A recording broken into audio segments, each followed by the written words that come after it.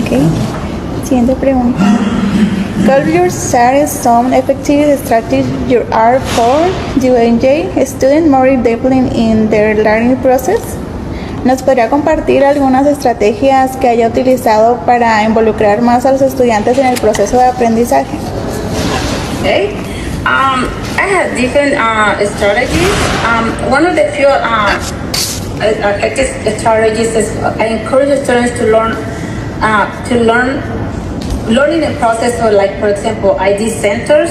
The centers I did as small groups, and mostly it was for when I had the language part in math, which is I had the students like different tables in small groups, so I had different activities for them to do, and be able to rotate and like different activities in the hour that I had.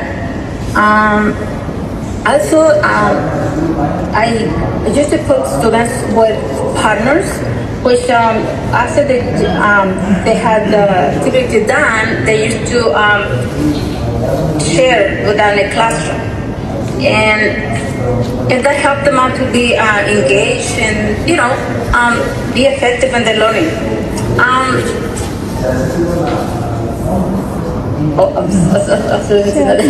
Another one is to have students to move to the floor. When they move to the floor, and I just had them from the classroom, they have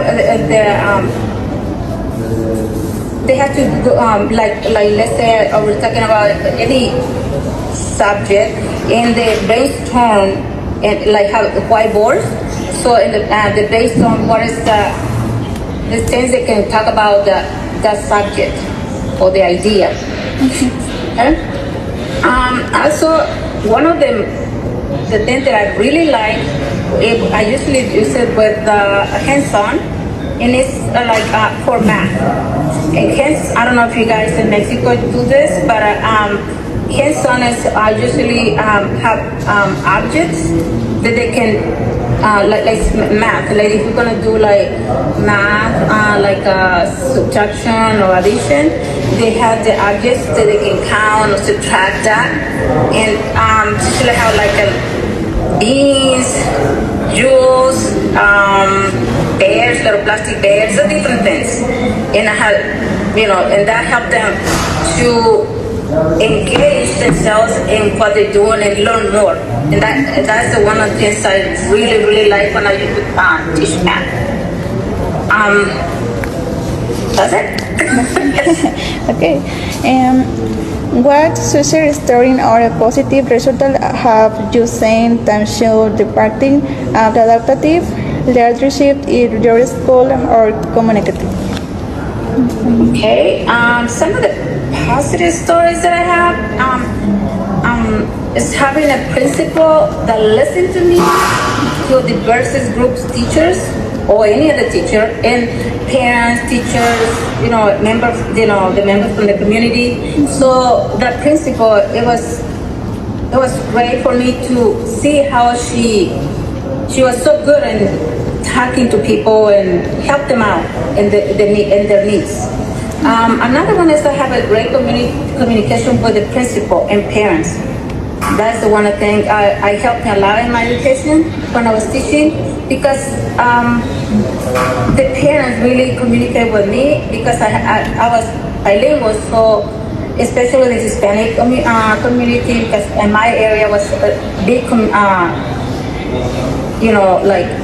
I would say 80% of the parents in there, the families were Hispanic. So I had a lot Hispanic people that I can be able to communicate better.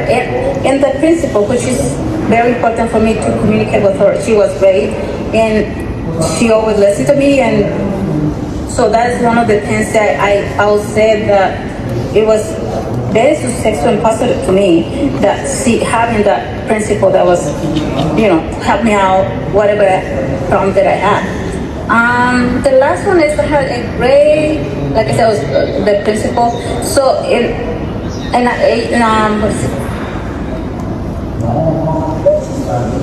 let me see what else. I think that's it.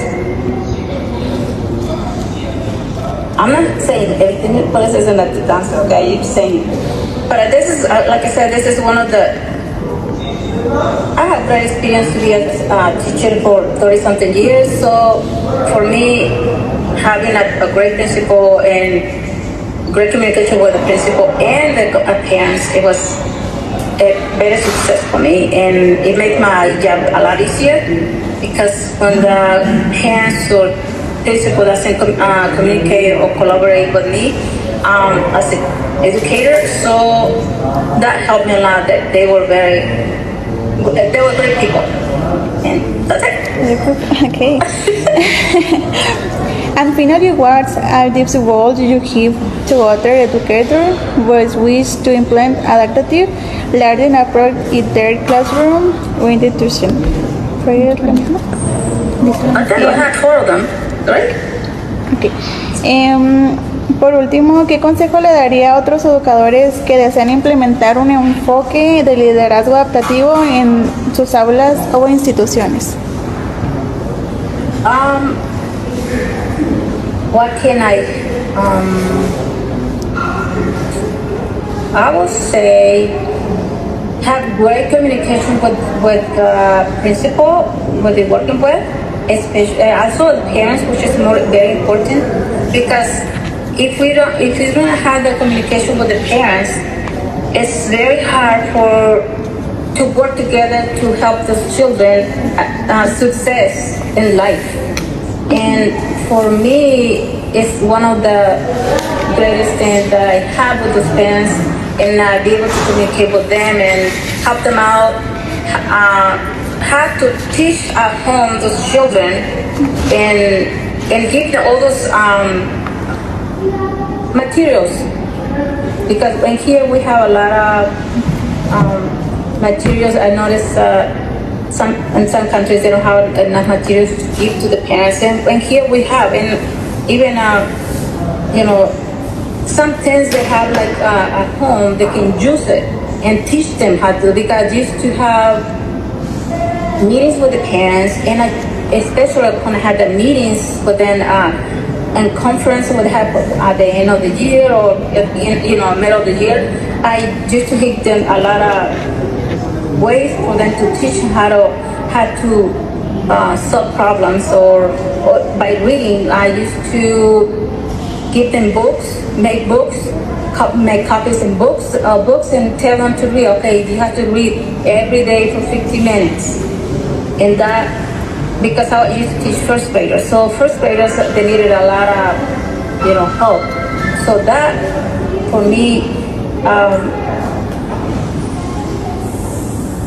I think I would say that help those parents to help the students at home. I think that's it. Okay. Thank you so much, Professor Rosario Batley, for sharing your Spanish international pursuit with us. You're very welcome. Thank you. I hope I did help you out. Your words remind us that education becomes stronger when we share con love and work together beyond borders. Sus palabras nos recuerdan que la educación se fortalece cuando compartimos el conocimiento y trabajamos juntos más allá de las fronteras. That's good. Muy bien. Thank you. Goodbye. You're very welcome. I hope that helped.